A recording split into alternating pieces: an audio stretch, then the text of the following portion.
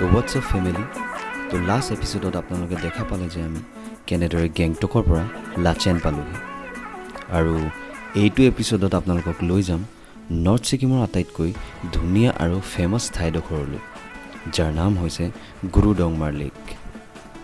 So' ৱাটচ this episode till the end end get the ভাইব।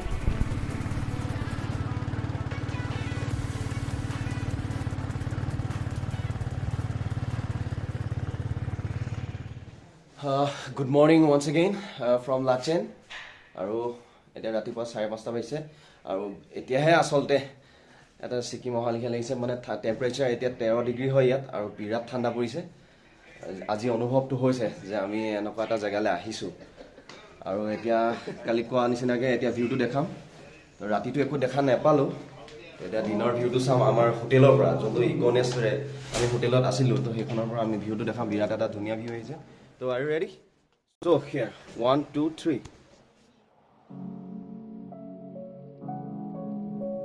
So our day 5 began with a beautiful view of Lachen.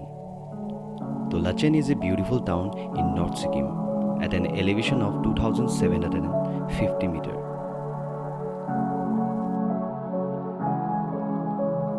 Lachen forms the base to Chokta Valley and Gurudongmar Lake.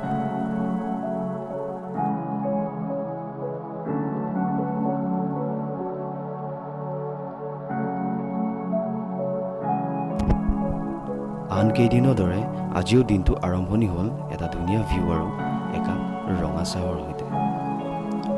By the ৱে, পুৱা উঠি diary লিখাটো মোৰ অন্যতম hobby.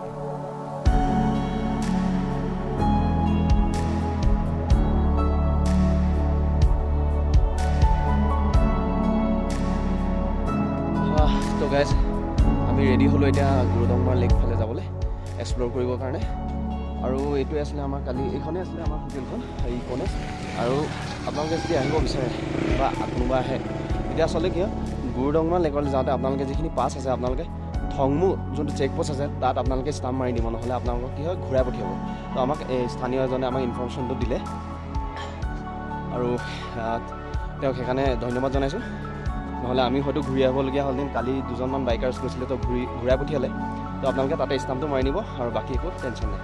তো এতিয়া আমি ready হৈছোঁ যাবৰ কাৰণে আৰু বাটত লগ পাই আছোঁ।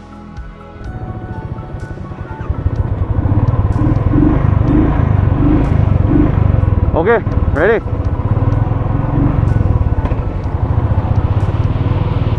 So we are heading towards Gurudongmar Lake and the ride will be exciting now. And see the view.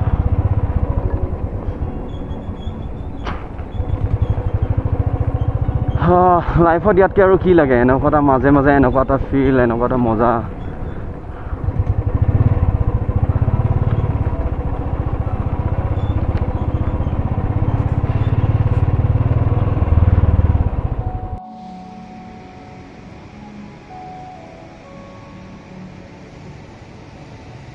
Varun,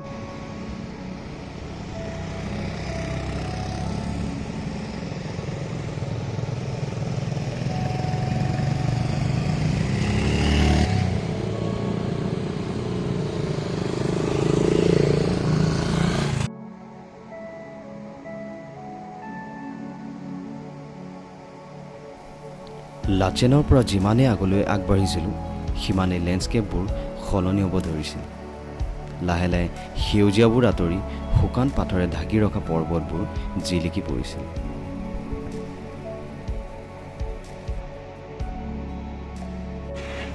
so' we are on the way to Gurudongmar lake. আৰু আমি এতিয়া বাটত মানে এটা সৰু ব্ৰেক এটা লৈছোঁ। তো ইয়াতে ব্ৰেকফাষ্টটো কৰি ল'ম বুলি ভাবিছোঁ। তো অলপ চাহ তাহ খাই লওঁ, মানে যিহেতু বহুত ঠাণ্ডা হয়। তো আহোঁতে মানে মাথা চাথা বিষাই গ'ল, আচলতে বহুত ঠাণ্ডা। আৰু য'ত ৰ'দ পৰা নাছিলে আচলতে পাহাৰটোৰ কাৰণে, তাত বেছি ঠাণ্ডা হৈছিলে। এতিয়া টেম্পাৰেচাৰ মোৰ মতে 10তকৈ তলত হ'ব চাগে। তো এতিয়া চোৱা নাই টেম্পাৰেচাৰটো। তো এতিয়া ইয়াতে আমি চাহটো খাই ল'ম আৰু ব্ৰেড আমলেট খাই ল'ম। তো কেনেকুৱা লাগিছে? ঠাণ্ডা 12,000 ফিট আৰু 12,000 ফিট এতিয়া বৰ্তমান। আমি এতিয়া বৰ্তমান অল্টিটিউডত 12,000 ফিটত আছোঁ আৰু আমি গৈ আছোঁ কিমান 17,800 ফিট। আৰু আমি চাহ খোৱালৈকে আপোনালোকে ভিউ এটা এনজয় কৰক।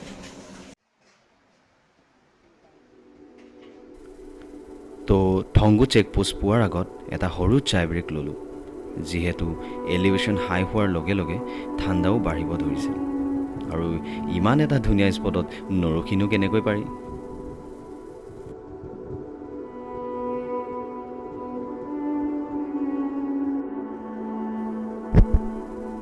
চাহ আৰু অমলেট হোৱাৰলৈকে গাঁওখনৰ সৌন্দৰ্যবোৰ উপভোগ কৰি তাৰপিছত লাহেকৈ খাই বৈ পুনৰ আগবাঢ়িলোঁ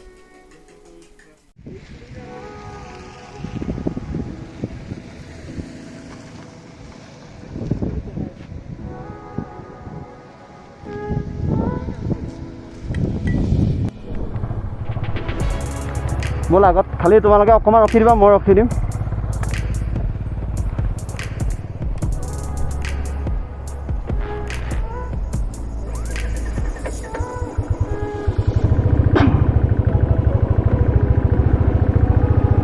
So we are about to reach Guru Dongmar Lake. Like it's almost 23 kilometers. আৰু এইখিনিতে আহি থাকোঁতে এজন ইণ্ডিয়ান আৰ্মিক লগ পালোঁ ত' ৰেজিমেণ্টটো কিবা কৈছিলে পাহৰি গ'লোঁ তেওঁ অসমীয়া হয় নিজে ৰখাই পেলাই আমাক কথা পাতিলে ত' ভাল লাগিলে তেওঁ মৰা নহয় আৰু এতিয়া ভিউটো চাওক লেক পোৱাই নাই কিন্তু তাৰ আগতে আপোনালোকে ভিউটো এনজয় কৰক ত' আপোনালোকৰ যদি বাজেট অলপ টাইট হয় আপোনালোকৰ লাডাখ যাবলৈ পইচা পাতি ইমান নাই তেন্তে আহক ছিকিমলৈ আহক ছিকিমতে আপোনাৰ নৰ্থ ছিকিমত গুৰু ডংমাৰ লেক আহক এনজয় কৰক তো ইমান দূৰ যাবলৈ দৰকাৰ নাই যদি আপোনালোকে লাডাখ যাব বিচাৰে যাব পাৰে চ' মোৰ পইণ্ট অফ ভিউৰ পৰা কৈছোঁ আপোনালোকে সেইটো ফিল ল'ব বিচাৰিলে আপোনালোকে ইয়াত আহিব পাৰে তো যেতিয়া ডিচেম্বৰ বা জানুৱাৰী থাকে তো ইয়াতে স্ন' পৰি থাকে পূৰা তো তেতিয়াতো বহুত ৰিস্কি হৈ যায় এতিয়া আমি ৰাস্তাটো দেখি অনুমান কৰিব পাৰিছোঁ যে স্ন' পৰিলে কিমান ৰিস্কি হৈ যাব ইয়াত যদি আইচ থাকে তো এতিয়া যিহেতু ইমান আইচ পৰা নাই আৰু বতৰটো কি হয় ৰখি দিলে ঠাণ্ডা লাগে কিন্তু গৈ থাকোঁতে অলপ ৰ'দটো পৰি গৈছেতো সেইটো কাৰণে অলপ গৰমো উঠিছে কিন্তু জেকেট খুলিব পৰা অৱস্থাত নাই এতিয়া বৰ্তমান হাৱাটো বহুত ঠাণ্ডা হয় ছাইডত এটা জুই বৈ আছে তো এতিয়া বিশেষ বেছি দেৰি ভিডিঅ' নকৰোঁ কাৰণ এইটো আৰ্মি এৰিয়া হয় এইবিলাক ৰেষ্ট্ৰিক্টেড এৰিয়া হয় তো বাকী দেখাই আছোঁ লেকত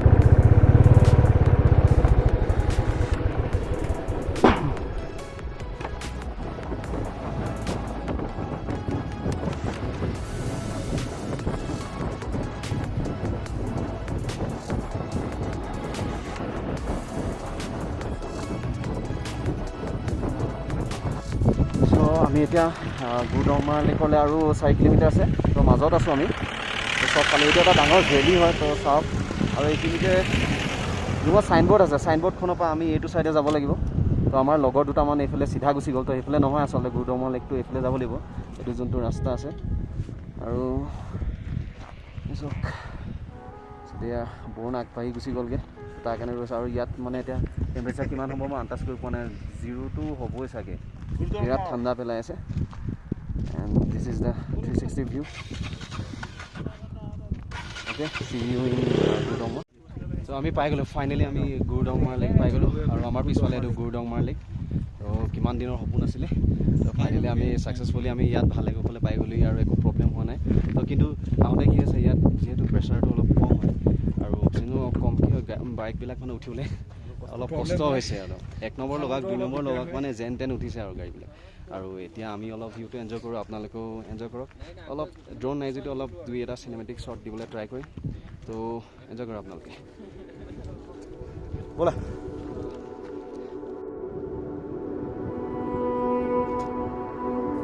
Guru Dongmar Lake is one of the highest lake in India and in the world and its altitude is 17,800 feet.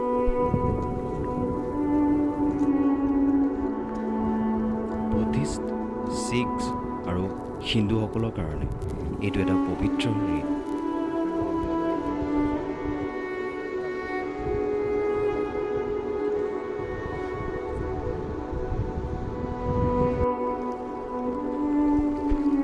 দেখা যায় যে ঋতুৰ এটা অংশৰ পানী এক্সট্ৰিম উইণ্টাৰতো বৰফলৈ পৰিণত নহয় বাই দ্য ৱে তাৰ আঁৰতো এটা দীঘলীয়া কাহিনী আছে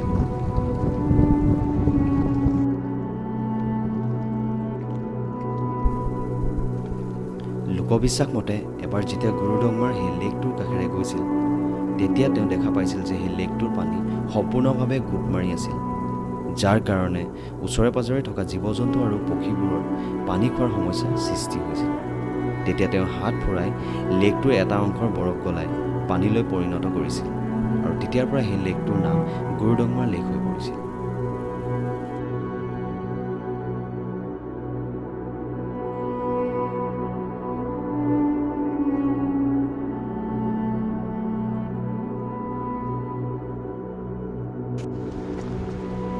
অলৰেডি আমি লেক অফ অক্সিজেন ফিল কৰি আছোঁ আৰু ভিডিঅ' চিডিঅ' দেখিলে এনেকুৱা যেন নালাগে, ময়ো আগতে ভবা নাছিলোঁ। তো ইয়াত আহিলে আপোনালোকে অনুভৱ কৰিব যে মানে অক্সিজেনটো কমি যায়, মাথা চাথা বিষাব, মাথাটো ঘূৰোৱা যেন লাগিব। তো আমি অক্সিজেন চিলিণ্ডাৰ লৈ আহিছিলোঁ আমি আটাইকেইটাৰ কাৰণে, আটাইকেইটাই অলপ ফিল কৰিছে। তো আগতে এনেকুৱা অল্টিটিউডত অহা নাই, অল্টিটিউডটো 70,200 নে কিমান আছিলে, তো বহুত হয় সেইটো। আৰু এতিয়া দীঘলকৈ উশাহ লৈছোঁ, আমি অক্সিজেন লৈ লৈছোঁ আৰু ইয়াত ঘূৰিম অলপ দেৰি।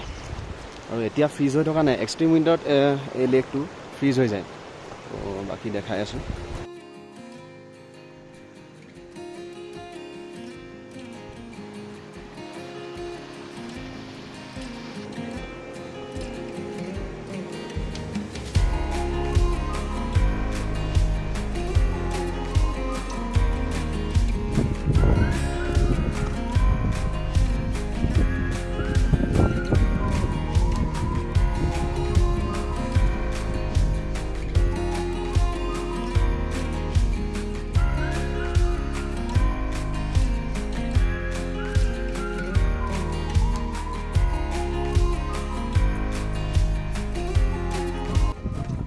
Everything is okay now? It's coming worth it. And what about the oxygen? কি ক'ব বিচাৰিব বাকীখিনি কি ক'ব বিচাৰিব ইয়াত যদি কোনোবা আহিব বিচাৰে? If you have any problem in breathing and all, if you have asthma and so, Then don't you come. can bring oxygen tank. Or better you don't come here. It'll be because the oxygen level is very low here. Altitude is Better to bring this one. the altitude is 17,000 800 feet.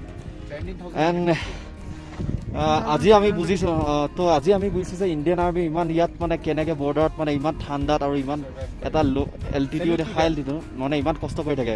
তো salute two Indian army, আৰু ইমান কষ্ট কৰে।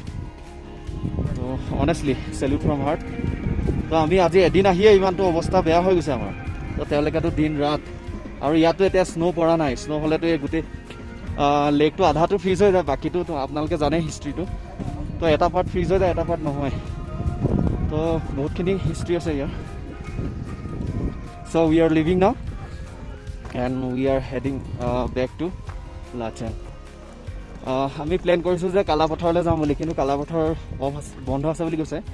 তো সেইটো কাৰণে কালাপথাৰ আমি যোৱা নহ'ব। So' let's see what we can do more today.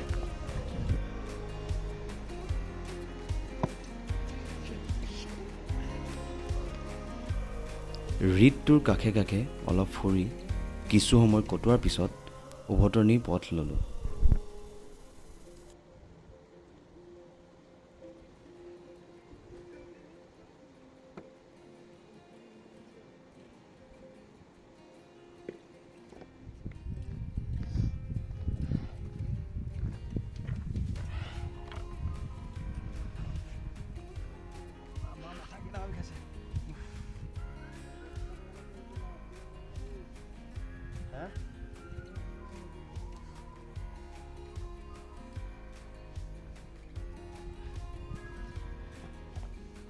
मुश्किल पड़ रहा है क्या भैया? नहीं, सोना नहीं है। मतलब हाथ थोड़ा रिलैक्स, सोना नहीं है। सो गया तो भी सोना नहीं। करीबो हाँ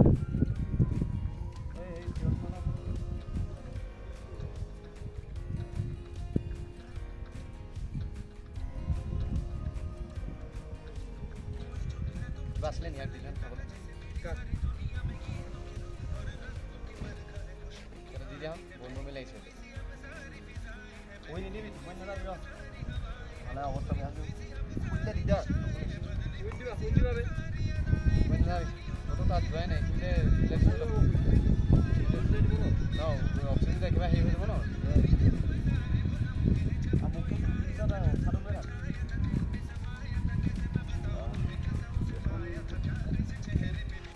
অকণমান নহয় অকণমান বহি ল।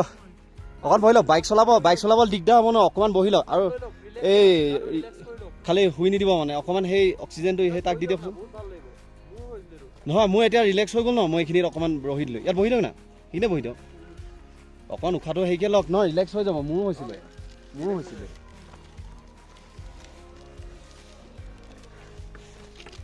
খালি শুই একেবাৰে নিদিব আৰু মানে।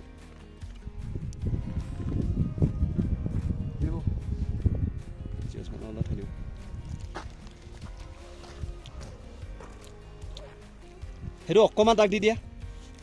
নহয় হেৰি অক্সিজেন নহয়, এতিয়া বাইক চলাব নোৱাৰিব, ফটকৈ গ'লাগে।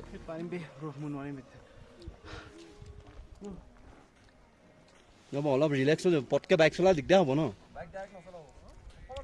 তই উঠি ল বহুত উঠি ল। শুই দিলে এনেকৈ কেনেকৈ হ'ব? এই ঘণ্টা ফাটিলে কেনেকৈ হ'ব? সেই ছোৱালীজনী পূৰা পাই গ'ল, বমি চমি কৰি গৈছে। তেজ ওলাইছে নেকি? ৰঙা বমি কৰিছে।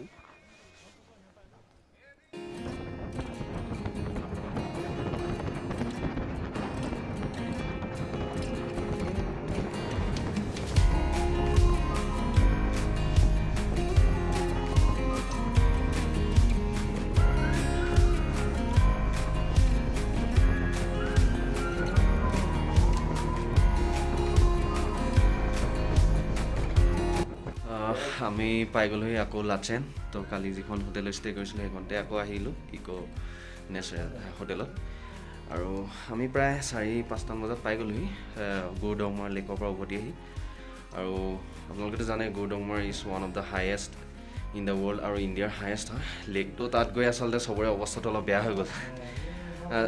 চব আচলতে হেল্থি আছিলে, কিন্তু যিমান হেল্থি নহ'লেও তাত আচলতে গৈ কি হয়, অক্সিজেন লেভেলটো কমি যোৱাৰ কাৰণে, অল্টিটিউডটো হাই হৈ যোৱাৰ কাৰণে চবৰে অৱস্থা বেয়া হৈছিলে। মোৰো অৱস্থা বেয়া হৈছিলে। এতিয়া অলপ খানা পিনা খাই, গৰম পানী খাই, আৰু লগতে অলপ পেৰাচিটামলো খাবলগীয়া হ'ল। তো অকণমান এতিয়া ভাল ফিল কৰিছোঁ। বাকী আৰু দুটামানৰতো বেছিয়ে অৱস্থা বেয়া হৈ গৈছিলে, তো বাকীকেইটা দেখাই আছোঁ।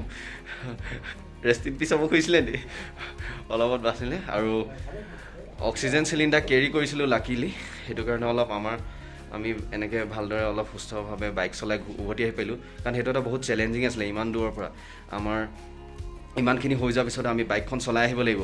তো ইয়াৰ পৰা কিলোমিটাৰ কিমান আছিলে আমাৰ হোটেলৰ পৰা? 63 কিলোমিটাৰ আমি আকৌ বাইক চলাই আহিবলৈ, তাকো পাহাৰী ইয়াত ডাউন হিলত। তো সেইটো অসম্ভৱ হৈ গ'লহেঁতেন। অঁ, তাৰপিছত মৰাৰ পিছত কি হ'ব? বৰুণ ডংমাৰ। তো এইফালে চিৰু বাবা শুই আছে এক্সট্ৰিম লেভেলত। ৰেষ্ট ইন পিচ নেকি? অঁ,